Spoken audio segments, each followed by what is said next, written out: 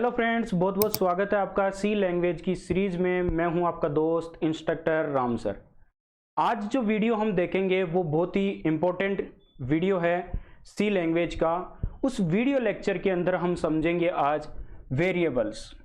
तो आज का जो हमारा एजेंडा रहेगा वो रहेगा वेरिएबल क्या होते हैं और वेरिएबल को डिक्लेयर करने के या डिफाइन करने के रूल्स क्या क्या होते हैं। इन चीज़ों को आज इस वीडियो लेक्चर के अंदर हम कवर करेंगे। तो चलिए देखते हैं सबसे पहले वेरिएबल क्या होता है।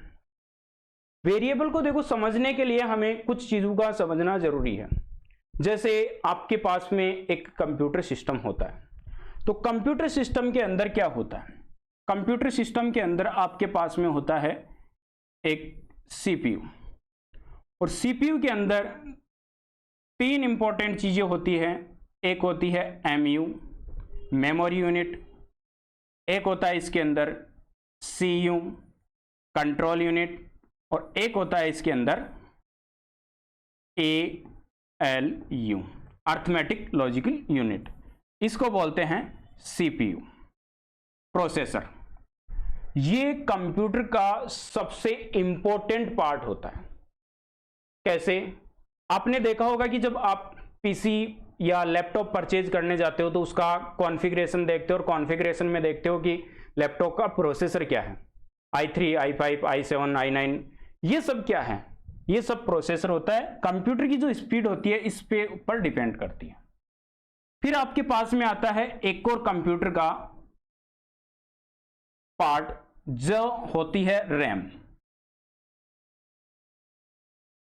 इसको हम बोलते हैं रैम। ये जो रैम होती है वो डायरेक्ट सीपीयू से कनेक्टेड होती है। रैम होती है प्राइमरी मेमोरी, ये डायरेक्ट सीपीयू से कनेक्टेड होती है। फिर तीसरा एक और पार्ट आता है, इंपॉर्टेंट पार्ट आपके पास में, वो है मेमोरी, जिसको अपन हार्ड डिस्क बोल सकते हैं, या फिर ये एसएसडी भी हो सकती है, सॉलिड स्टेट ड्राइव। ये सेकेंडरी डिवाइस होती है जिसके अंदर अपना डेटा स्टोर होता है। अब हम इस चीज को क्यों समझ रहे हैं वेरिएबल के लिए? सबसे पहले हम समझते हैं इसको, रैम को। जो रैम होती है वो क्या काम में आती है? आपने देखा होगा कि जब हम मोबाइल परचेज करने जाते हैं या पीसी वगैरह परचेज करने जाते हैं तो एक बात हमारे को मिलती है कि आप रैम जो है वो 16 GB लेना, 8 GB लेना, 32 GB रैम लेना। ये क्या है रैम? किस काम में आती है रैम, और इसका वर्क क्या है? चाहे वो कोई सी भी डिवाइस हो आपकी, जब आपका डेटा जो होता है वो डेटा स्टोर होता है तो वो कहां स्टोर होता है? सेकेंडरी मेमोरी के अंदर। कोई भी सॉफ्टवेयर जो है, चाहे वो कंप्यूटर में हो, जैसे EXE फाइल जो होती है कंप्यूटर में, जो सॉफ्टवेयर होता है वो सॉफ्टवेयर स्टोर होता है आपकी सेकेंडरी डिवाइस में। अब जब आप उसको रन करते हो तो रन होने से पहले वो लोड होता है रैम के अंदर। तो रैम का काम क्या है? रियल टाइम पे जब आपका प्रोग्राम रन होता है तो वो रैम के अंदर लोड रहता है। पीसी, मोबाइल सबका हैंग होने का या लैग करने का एक सबसे बड़ा रीजन है कि हम बहुत सारे सॉफ्टवेयर ओपन कर लेते हैं और वो सारे के सारे सॉफ्टवेयर आके रैम के ऊपर लोड हो जाते हैं। और एक टाइम ऐसा आता है कि रैम जो होती है वो कंप्लीटली रैम की मेमोरी कंज्यूम हो जाती है और आपका पीसी या जो मोबाइल फोन्स वगैरह हैं वो लैग होने लग जाते हैं। अब वो लोड होते टाइम पे आपके पास में यहां पर रैम पे आ गया और रैम डायरेक्ट सीपीयू से कनेक्ट होती है। अब जो भी आप प्रोसेसिंग होती है वो डायरेक्टली यहां से प्रोसेसिंग होती है रैम के ऊपर से। अब सबसे पहले ये चीज समझते हैं, एक होता है हमारे पास में कीबोर्ड जो हमारे पीसी से कनेक्टेड होता है। अब मान लीजिए आपके पास में इस हार्ड डिस्क के अंदर एक प्रोग्राम बना हुआ है और वो प्रोग्राम जब आप रन कर रहे हो, मान लीजिए वो प्रोग्राम ऐसा है 2 नंबर को ऐड करने का। अब 2 नंबर को ऐड करने का, इस चीज को एक ऐसे समझिए कि 2 नंबर को ऐड करना है। आप कैसे करोगे 2 नंबर को ऐड? वो 2 नंबर आपके मान लो कॉपी में लिखे हुए हैं, आपको नहीं पता है कि वो 2 नंबर कौन से हैं और आप उनको ऐड करना चाह रहे हो। कॉपी आपकी सेकेंडरी डिवाइस है। अब जब तक आप उस नंबर को देखोगे नहीं तो आप कैसे ऐड कर पाओगे?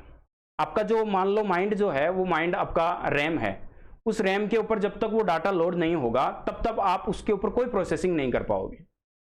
सेम कंप्यूटर का भी एक तरह से ये क्या है, माइंड है। यहां पर क्या होगा, वो पहले डेटा आएगा, अब वो हो सकता है कीबोर्ड से आएगा, हो सकता है वो वॉइस वगैरह से आए, हम अभी यहां पर समझ रहे हैं कि वो डेटा कीबोर्ड से आएगा। अब जब वो डेटा यहां पर लोड नहीं होगा आपका प्रोग्राम, तब तक वो क्या होगा, वो नहीं चलेगा।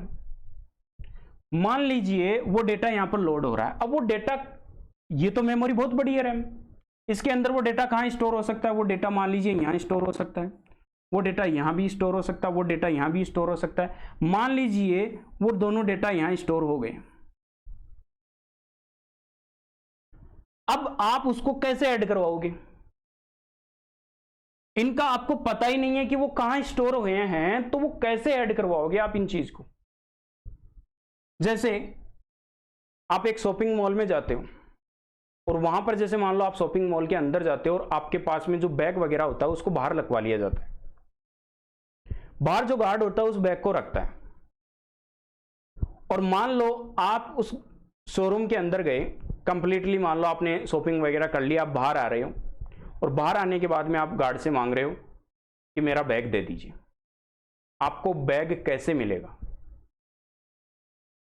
बैग मिलेगा आपको टोकन नंबर से, क्योंकि गार्ड ने जब आपका बैग लिया था उस टाइम से आपने क्या लिया था, आपसे एक आपको टोकन नंबर दिया था एक, और वो बैग कहां स्टोर किया उसने, अंदर कहां रखा वो नहीं पता आपको, लेकिन आपके पास में एक टोकन है, और वो सेम जो टोकन है वो आपके बैग के साथ में भी है, और दोनों को मैच करके गार्ड आपको क्या करेगा, बैग दे देगा। तो आपको अंदर डेटा, आपका जो बैग है वो कहां रखा गया था, आपको उससे कोई मतलब नहीं था, आपको मतलब था आपके टोकन से। सेम आपका जो डेटा है वो डेटा यहां पर कहां स्टोर होगा उससे आपको कोई मतलब नहीं है, यहां स्टोर होगा, यहां स्टोर होगा, यहां स्टोर होगा, कोई मतलब नहीं है उससे। आपको किस चीज से मतलब है, उस टोकन से, और उस टोकन का नाम क्या है, उस टोकन का नाम ही आज हम वेरिएबल समझ रहे हैं। तो यहां पर जो चीज बनाएंगे, मान लीजिए वो डेटा हम स्टोर कर लेते हैं ए के अंदर, ये आप क्या कर रहे हो, ये इतनी मेमोरी, ये हो सकता कहीं पर भी हो, लेकिन आपने इसको रिजर्व करवा लिया ए के लिए, एक मेमोरी आपने रिजर्व करवा ली बी के लिए, दो मेमोरी आपने रिजर्व करवा ली, और एक मेमोरी आपने रिजर्व करवा ली सी के लिए। ये कंटेनर है, एक तरह से एक बॉक्स है जिनको आपने रिजर्व करवा लिया। इनके अंदर आप क्या रखोगे इससे कोई मतलब नहीं है, आप क्या रखोगे इससे अभी फिलहाल हम कोई मतलब नहीं रखने। आपको क्या करना है कि रैम के अंदर आपने 3 बॉक्स रिजर्व करवा लिए। अब आप जब प्रोग्राम को रन करोगे तो आपने कोई वैल्यू दी, एक ही वैल्यू, वो वैल्यू मान लो आपने 10 दी। अब वो वैल्यू कहां स्टोर हो रही है, यहां स्टोर हो रही है, यहां स्टोर हो रही है, आपको कोई मतलब नहीं है। आपने इस वैल्यू को दिया ए को, और ए क्या है, एक कंटेनर था जिसके अंदर आपकी वैल्यू रख दी।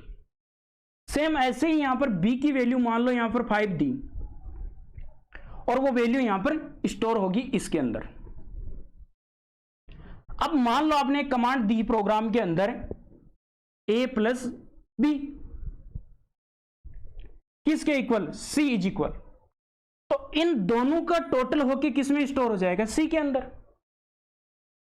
और सी की वैल्यू मान लो यहां पर कितनी आ गई, इस वैल्यू के अकॉर्डिंग 15 आ गई। तो ये जो तीनों चीज आपने बनाई, ये तीनों चीज क्या है, ये तीनों चीज ही तो वेरिएबल है।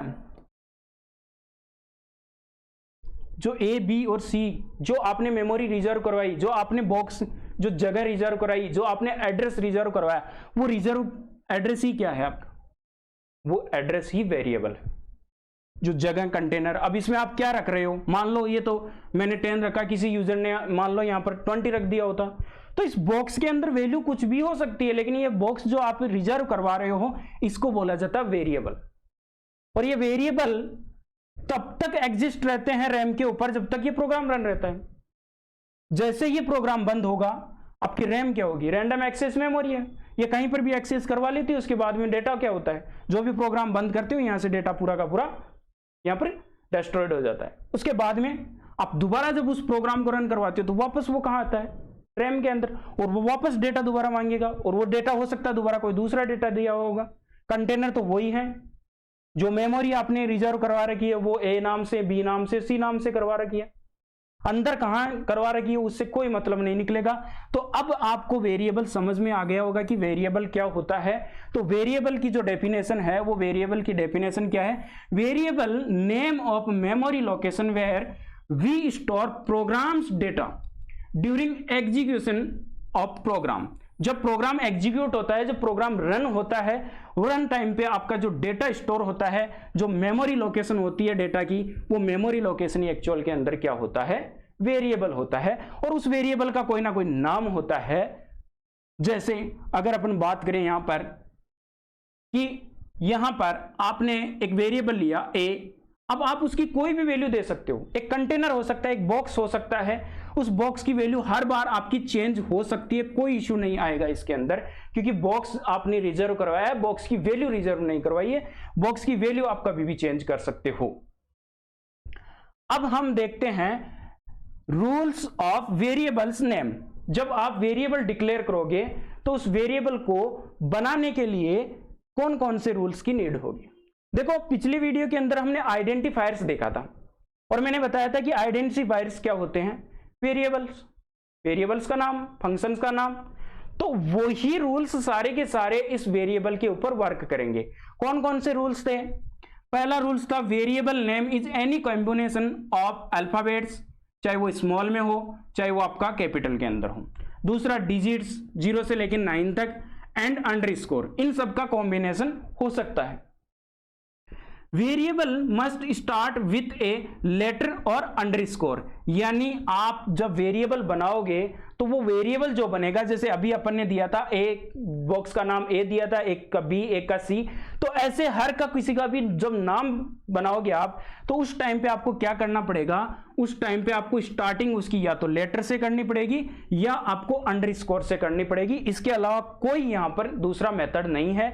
आपको यहां पर जो ये डिजिट्स दिए हुए हैं, इन डिजिट से भी स्टार्ट नहीं करना है और ना ही आपको कोई अदर सिंबल भी यूज नहीं लेना है। यानी यहां पर हमारे पास में no other symbols is allowed. आपके पास में जो वेरिएबल आप बनाओगे उस वेरिएबल के अंदर कोई स्पेस अलाउड नहीं है, सॉरी सिंबल्स अलाउड नहीं है।